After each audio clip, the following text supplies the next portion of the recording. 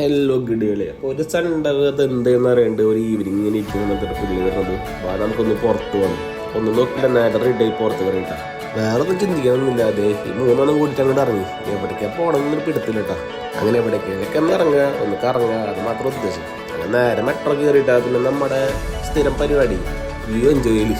അങ്ങനെ കുറച്ചേരം വ്യൂ ഒക്കെ എൻജോയ് ചെയ്ത് നേരെ ഒരു മാളിൽ പോയിട്ട് ഫുഡ് അങ്ങോട്ട് ഓർഡർ ചെയ്തു. നല്ല ക്യാബ്സ് അങ്ങോട്ട് ഓർഡർ ചെയ്ത് കുറച്ചേരം അതിൻ്റെ പിന്നാലെ കടിച്ച് കയറിയിരിക്കാൻ കൂടി വിചാരിച്ചു.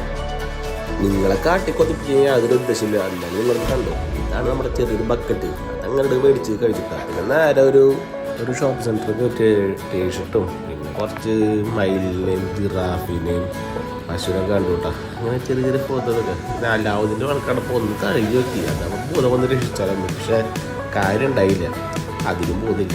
അങ്ങനെ ചെറിയ അതിനെക്കൊട്ടിട്ട് ടോയ കണ്ട് ഇതേപോലത്തെ ഗ്രീറ്റിംഗ് കാർഡ് നിങ്ങൾ ഉപയോഗിച്ചിട്ടുണ്ടോ? പണ്ട് ഞങ്ങൾ ഉപയോഗിച്ചിട്ടുള്ള ഗ്രീറ്റിംഗ് കാർഡ് ചടങ്ങിട്ട് അത് കണ്ട് നേരെ തിരിച്ച് റൂമിലുണ്ടോ. അതായത് നമ്മുടെ ബുർക്കയിലേക്ക് നല്ല ബ്യൂട്ടി രസമാണ്. അത് കണ്ട് നേരെ റൂമിലേക്ക്. അപ്പോൾ ഗൈസ്, ഗുഡ് നൈറ്റ്. വീണ്ടും കാണാം.